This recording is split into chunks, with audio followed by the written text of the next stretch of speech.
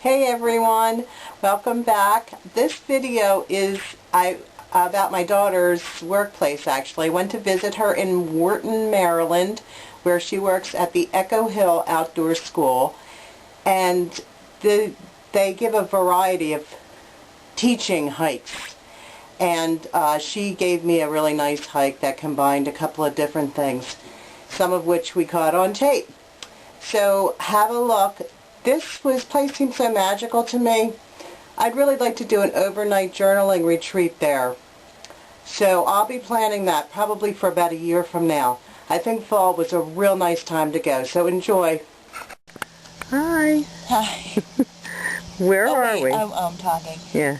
We are at Echo Hill Outdoor School at an undisclosed location in Maryland. Don't try to find it. You won't be able to. And who's this? This is Midnight. He's our miniature goat. Oops, sorry. He's a little fatty. Aw, he's a hungry goat. He's not a hungry goat. He feed the hell out of these goats. And that one over there is Dreams. I like them. They're miniatures. They're so cute. They are. They're miniatures. See, they know when I tug on their toes. Just about time to go back to them. Alright.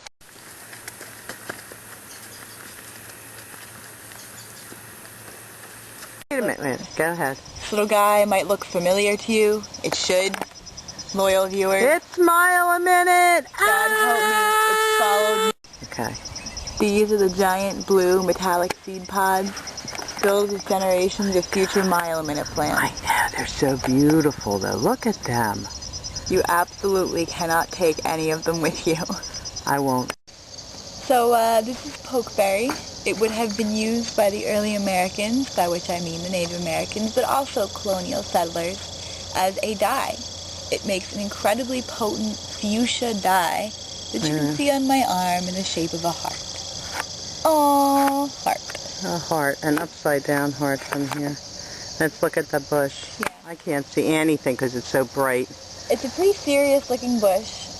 You identify it with these big black berries. But boy, look at the stem. It's almost like the stem is potent. Yeah, that's really cool. This is our bean tree. For any of you who've read Barbara Kingsolver, this is the tree that she talks about. These beans right here came off of Hold it. that up and let me get closer in. Let's see. That is a big bean. Yeah, they are not edible. As big as your face. Don't eat them. Yeah, in fact. So they're decorative? Are they invasive species? No, they grow here normally, and they will grow up in Pennsylvania even, where it gets a little bit colder. But people have planted them there. And even that, it's not a big deal. They're not very invasive at all. They did evolve here in North America. Do animals eat the beans? Yeah. Oh, yeah. What animals eat the beans? Oh, a deer probably not so much. Maybe a raccoon. Okay. They're just a seed pod, really. Oh, very nice. Yeah. This is a plant called shining sumac. Do not let the word sumac frighten you. It is not poison sumac. It is a sumac bush. Shining sumac is extremely high in vitamin C. And if you soak the berries and kind of rub these acidic hairs off, some of which are already coming off on my hand, you can steep the berries like a tea and make them into a kind of pink lemonade.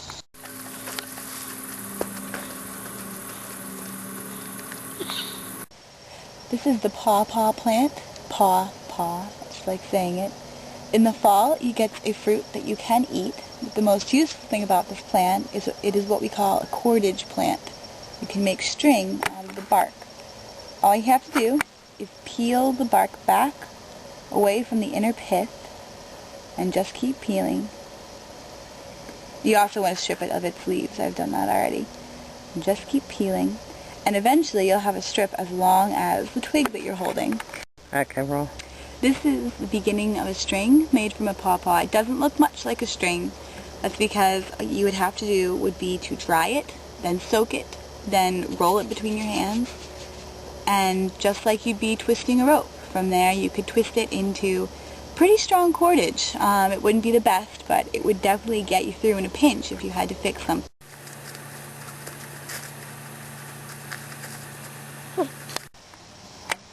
Go. We are right now at the Early American Studies site of Echo Hill Outdoor School, or the Wigwam, as we like to call it, made entirely out of cedar. Not wigs and woms. No. Neither a wig nor a wand. No wigs nor woms. Go on in.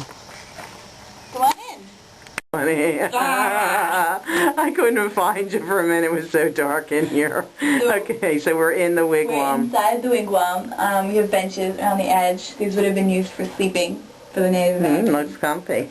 This kind of would have been like a starter home for them.